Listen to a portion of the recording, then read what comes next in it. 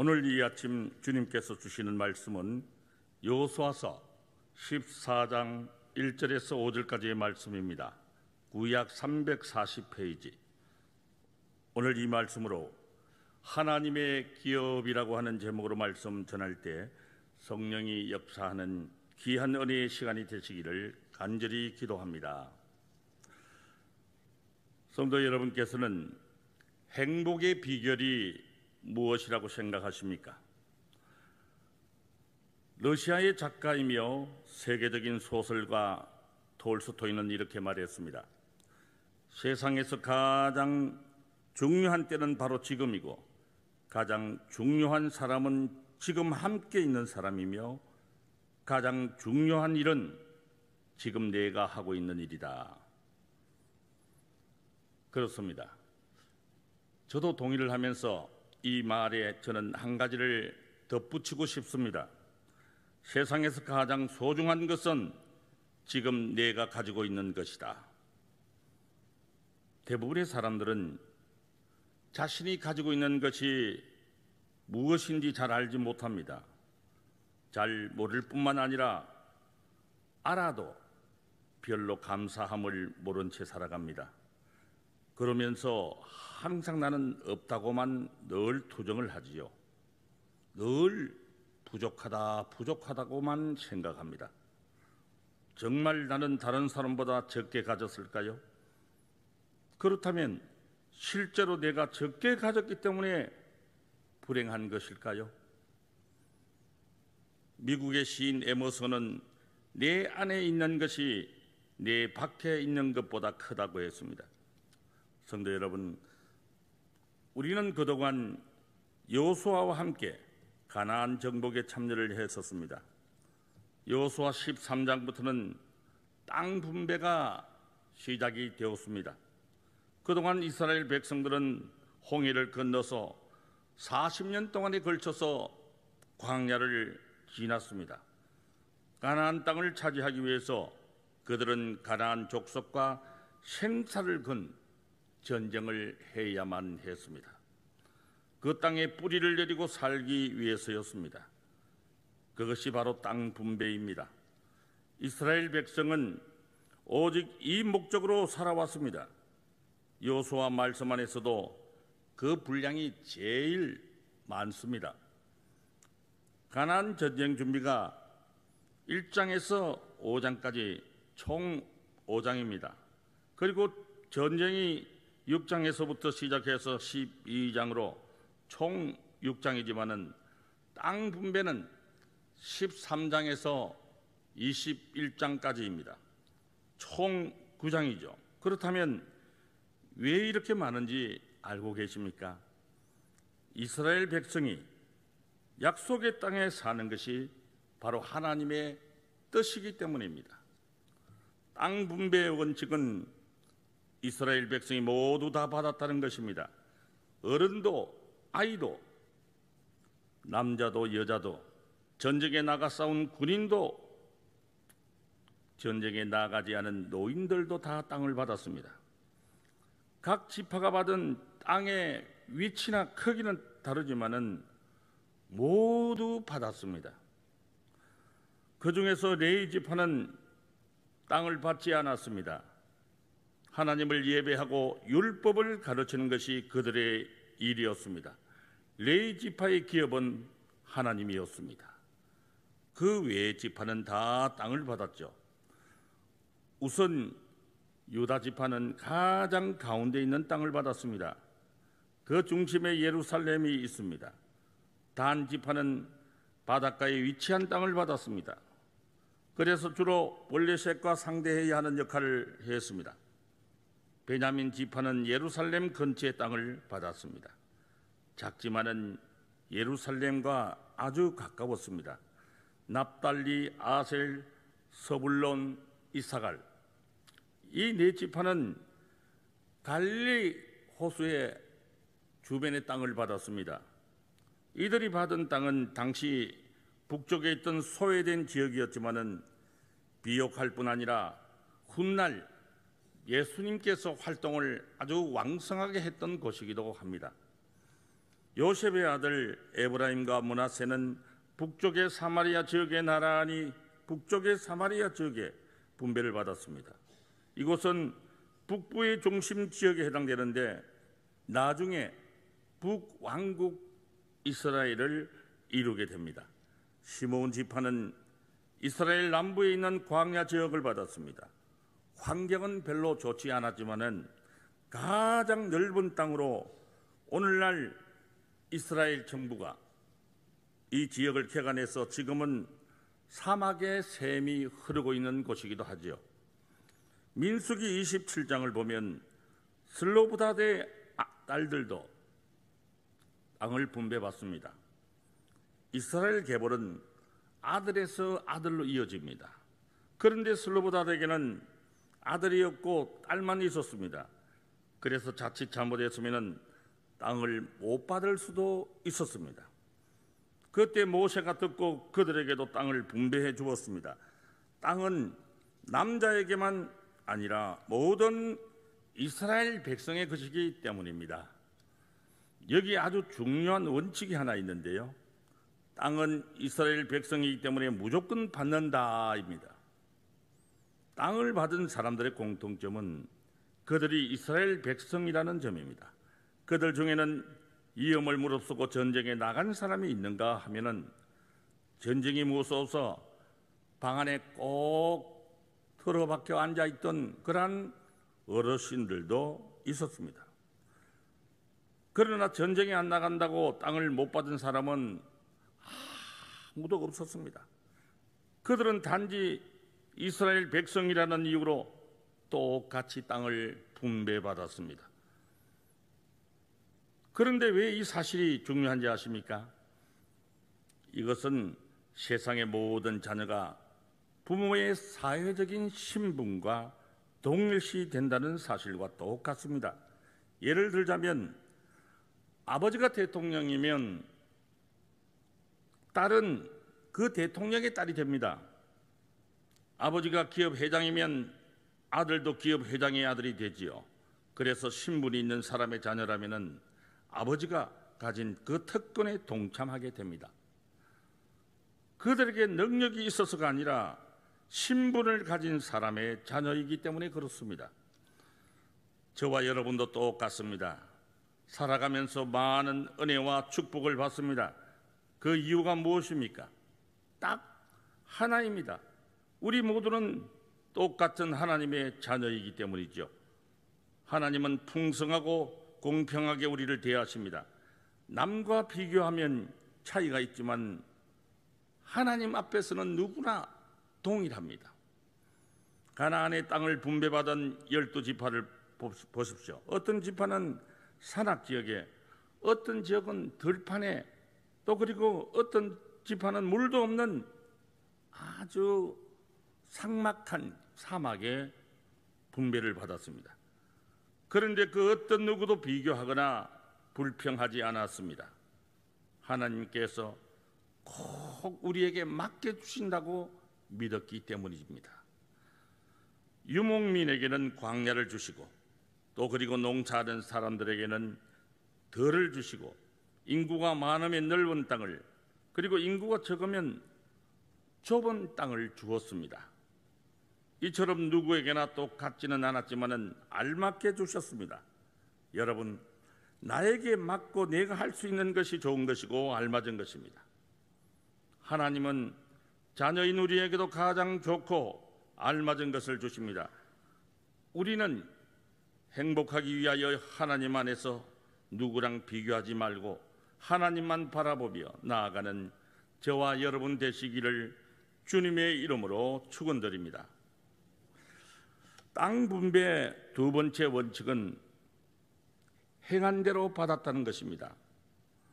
앞에서 상대적 불평등과 절대적 평등 이야기를 했지만 우리가 하나님께 받은 것은 하나님의 마음으로 보면 다 똑같습니다. 그러나 실제로 보면 많은 차이가 있죠. 어디에서 그 차이가 나오는 것일까요? 그것은 바로 우리의 행동에 있을 것입니다. 성도 여러분, 하나님의 돌보심이 느껴지는 사람을 보면요, 그 부모나 선조 중에서 아주 훌륭한 사람들이 참 많습니다. 6.25 때 순교하신 유계준 장로님을 여러분은 잘 알고 계시리라 생각이 됩니다. 이분은 평양 산정현 교회 장로로서 주기철 목사님이 감옥에 계실 때 무려 5년 6개월을 옥바라지를 하시고 주 목사님이 순교하신 후에도 그 유족들을 돌보았습니다. 이후에 해방이 되어서 모두가 공산당을 피해서 남으로 피난을 내려갔을 때 유 장로님만이 홀로 교회를 지켰습니다. 얼마 뒤 공산당이 교회를 가만히 공장으로 만들겠다며 막무가내로 쳐들어왔습니다. 이때 유 장로님은 교회 기둥을 붙든 채 온몸으로 막았고 결국 공산당이 쏜 총에 맞아서 그 자리에서 순교하고 말았습니다. 유 장로님의 이 희생은 생각할수록 참으로 안타까운 역사입니다. 하지만 장로님의 이 행동은 큰 복이 되었습니다. 그 큰 복은 바로 자녀들에게 돌아갔습니다. 잠깐 그들을 한번 살펴볼까 합니다. 장남인 유기원 장로는 국립의료원장입니다. 이남 유기형 장로는 부산의대 교수입니다. 그리고 유기형 장로는 부산의대 교수이고 삼남인 유시천 장로는 서울법대 학장입니다. 그리고 사남인 유기천 장로님은 서울대학교 총장이십니다. 오남 유기진 장로는 부산에서 장기려 박사와 함께 근무한 안과 의사였습니다. 육남 아들은 미국에서 의사를 하고 있습니다. 장녀 유기옥 권사님은 서울 누가의료원 원장입니다. 차녀 유기숙 권사는 전 부총리를 지낸 이한빈 씨의 아내이며 숭실대학교 총장을 역임했습니다. 유계준 장로님의 후손들이 모두 106명인데요. 지금까지 사회 각계각층에서 이렇게 유명 인사로 활동을 하고 계십니다. 그들의 선조는 오직 교회를 사랑하고 목사님을 섬기면서 가난하게 살다가 교회 기둥을 붙들고 순교했지만은 그가 받을 복을 그 자녀들이 몽땅 받은 것입니다. 하나님께서는 반드시 심는 대로 거두시고 행한 대로 갚으시는 줄 믿습니다. 성도 여러분, 혹시 여러분 가운데 하나님께서 돌보아 주심을 느끼고 있다면 그것은 여러분의 선조와 부모가 희생해서 그런 것이라고 생각해야 합니다. 부모는 눈물로 심고 그 열매를 보지 못할 수도 있습니다. 하지만 자신의 후손들이 그 열매를 먹는다고 생각하면 그 희생은 아무것도 아닐 수 있습니다. 그런데 유다 지파와 요셉 지파가 하나님의 복을 받은 반면에 심판을 받은 지파도 있었습니다. 르우벤 지파와 시므온 지파가 바로 그 예입니다. 르우벤은 야곱의 장자입니다. 장자는 다른 자녀들보다 더 많은 복을 받아야 마땅하지만은 르우벤은 그렇지 못했습니다. 그 이유는 아버지의 다른 부인 곧 서모를 겁탈했기 때문이지요. 성격 또한 아주 펄펄 끓는 물과 같았습니다. 성급한 그는 이스라엘 백성이 요단강을 건너기 전에 지금의 요르단 지역을 자신의 땅으로 분배해 달라고 때를 썼습니다. 그래서 땅을 받기는 했지만은 지금은 그가 살았다는 아무런 흔적을 찾아볼 수가 없습니다. 시므온은 성격이 매우 포악했습니다. 창세기 34장에서 그가 쉐겜 족속이 여동생 디나를 욕보인 사건 여러분 기억하실 것입니다. 그가 붕괴해서 레이와 함께 쉐겜 주민들을 대량 학살을 했습니다. 그 이후 그들은 이 일로 인하여 남쪽으로 이주를 해야만 했습니다. 또한 창세기 37장에서는 그는 요셉을 구덩이에 던져서 죽일 계획도 세웠습니다. 요셉이 애굽 총리일 때 그가 볼모로 잡은 유일한 인물도 시몬이었습니다.